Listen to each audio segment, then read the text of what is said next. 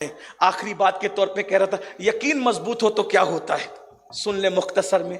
वाकया बड़ा है लेकिन इख्तिसारी से कहूंगा ताकि अजान तक, 7:30 बजे अजान होनी है, 6 मिनट बचे। यकीन की बरकत सुन ले। कहते हैं बहुत सी किताबों में ये रिवायत है, सीरत की अक्सर कुतुब में है, जिसको मैं अपने अल्फाज की जामे में पेश कर रहा हूं कि रोमियो से जंग हुई। रोमियो से, रोमी कहते हैं, आजकल रोम तो टर्की का नाम पुराना रोम था, ईसाइयों का बड़ा मुल्क था, सुपर पावर अपने ज़माने का। रोमियो से जंग हुई, कई मुसलमान जवान पकड़े गए। उसमें से उन पकड़े जाने वालों में बहुत से जवान थे, 3 सगे भाई थे और तीनों बहुत खूबसूरत थे। रोम के बादशाह ने तीनों भाइयों को कहा, अगर तुम इस्लाम छोड़कर ईसाइयत कबूल कर लो तो हम अपनी आधी बादशाहत तुम्हें दे देंगे। देखो कैसे सौदे किए जाते हैं ईमान के बदले। लेकिन ईमान वाले फिर याद, ईमान ईमान है, ईमान कभी मत छोड़। गरीब रहो, मुफलिस रहो, फाका कश रहो, ईमान पर रहो। तीनों भाइयों ने कहा, वल्लाह तुझे ईमान की लज्जत नसीब नहीं है। जिस दिन तुझे ईमान की लज्जत नसीब होगी तो पता चलेगा ईमान क्या चीज है। तेरी आधी क्या, अगर तू पूरी कायनात की हुकूमत भी देकर ईमान छीने तो हम ईमान देने के लिए तैयार नहीं है। लालच दी नहीं छोड़। यहां तो आजकल के छोकरे शादी की लालच पर ईमान बेच देते हैं। कितना सस्ता कर दिया अपने ईमान को। सियासी लीडरों के दरवाजे पे ईमान बेच रहे, सेहत के दरवाजे पे, गानों के दरवाजे पे ईमान बेच रहे हो। ईमान की अहमियत जानो, ईमान की कदर करो। आखिरत का सारा सरमाया सिर्फ ईमान की बुनियाद पर है। उन्होंने कहा पूरी कायनात की दौलत दोगे तो भी ईमान नहीं छोड़ेंगे। बहरहाल उन्होंने नहीं छोड़ा, फिर कहा ठीक है मरो, मरने के लिए तैयार हो जाओ। उन्होंने कहा मर जाएंगे, क्योंकि हम जानते हैं जो अल्लाह के लिए मरेगा वो मरता नहीं है। वला तक़ूलू लिमन युक़्तलू फ़ी सबीलिल्लाहि अमवात बल अहयाउ वलाकिन ला तशऊरून। जो अल्लाह की राह में मारे जाए उन्हें मुर्दा मत कहो, वो जिंदा है, तुम्हें शऊर नहीं है। जिंदा है वो अल्लाह की राह में मारे जाने वाले। फिर उन्होंने तेल गरम किया। मुख्तसर ही पढ़ रहा हूं, अगर वक्त होता तो मैं अल्लामा अरशदुल कादरी की तमाम तहरीरों का सहारे के साथ पढ़ता तो आपको समझ में आता कि यकीन किसे कहते। लेकिन बहरहाल थोड़ी सी मारिफत तो इस वाक़े की हो ही जाएगी कि तेल के कढ़ाइयाँ गरम की और 3 कढ़ाइयाँ गरम करके जब तेल से भाप निकलने लगे और कड़कड़ होने लगा तो कहा अब ये कढ़ाइयों में तुम्हें डाला जाएगा, या मरो या ईमान छोड़ो। उन्होंने कहा मर जाएंगे, ईमान नहीं छोड़ेंगे।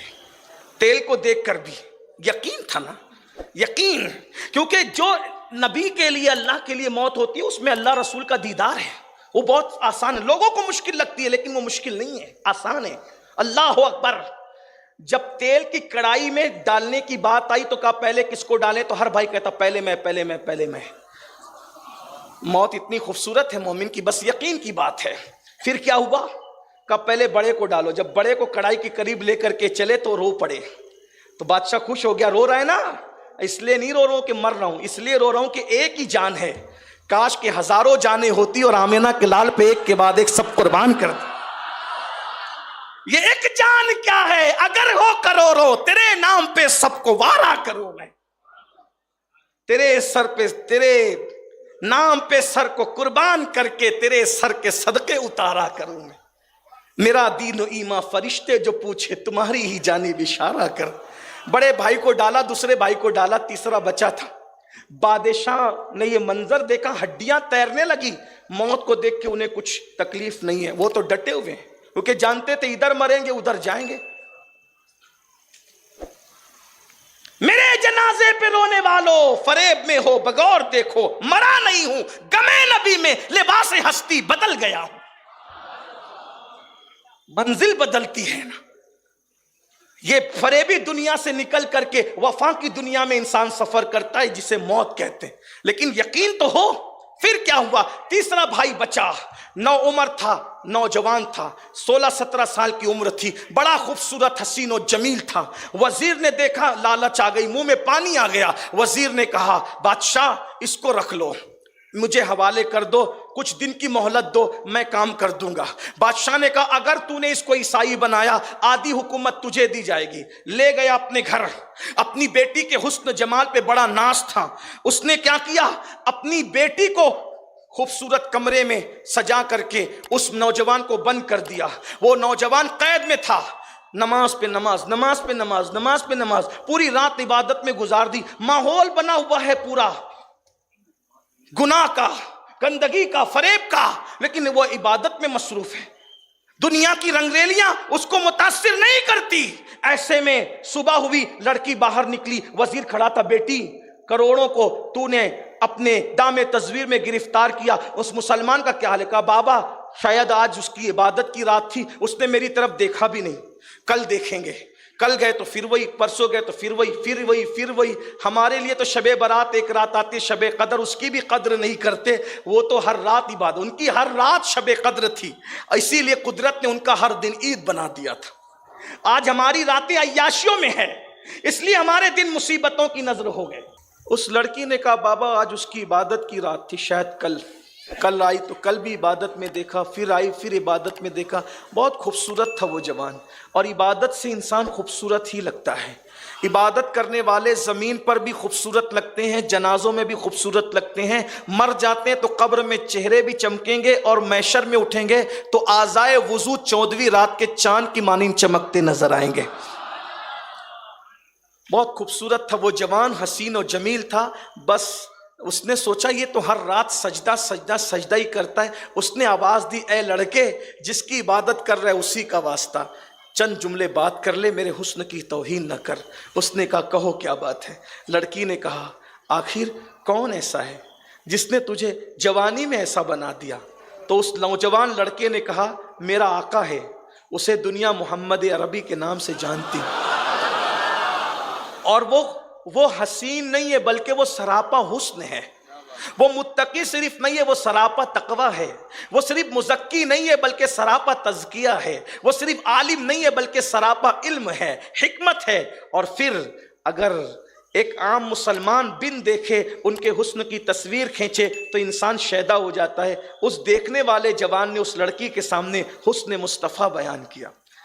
अगर वक्त होता तो मैं उस हुस्न मुस्तफ़ा को पढ़ता, लेकिन बस मैं इतना ही पढ़ दूँ हुस्न मुस्तफ़ा को मेरे इमाम के अशार का सहारा लेकर। वो है क्या, सरताब कदम है तने सुल्तान ज़मन फूल, लब फूल दहन फूल ज़क़न फूल बदन फूल, वल्लाह जो मिल जाए मेरे गुल का पसीना, मांगे न कभी इत्र न फिर चाहे दुल्हन फूल, दंदानो लबो जुल्फ रुखे शाह के फिदाई है, दुर्रे अदन लाले यमन मुश्क खुतन फूल, दिल अपना भी शैदाई है उस नाखुने पाका, इतना भी महे नौ पे नाए चरखे कुहन फूल, क्या बात रजा उस चमनिस्ताने करम की, ज़हरा है कली जिसमें हुसैन और हसन फूल।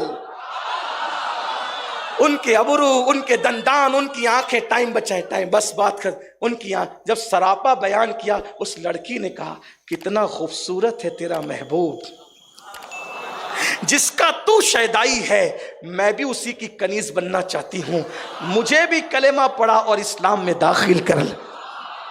ईमान छीनने वाली को ईमान अता कर दिया, ये उसवा है, ये यकीन की दौलत है। और उस लड़की ने कहा अब उससे मिला तो सही जिसका दीवाना बनाया। कहा वो तो कब्र में सो रहे हैं। कहा अच्छा मजार की ही जियारत करा दे। कहा वो मदीने में है, रोम से मदीने जाना पड़ेगा। उसने कहा घबरा नहीं, मैं 2 घोड़ों का इंतजाम करूंगी, कल रात को निकल चले। कल रात आई तो सारा साजो सामान तैयार था, दोनों घोड़े पे आधी रात को निकल कर रवाना हो गए।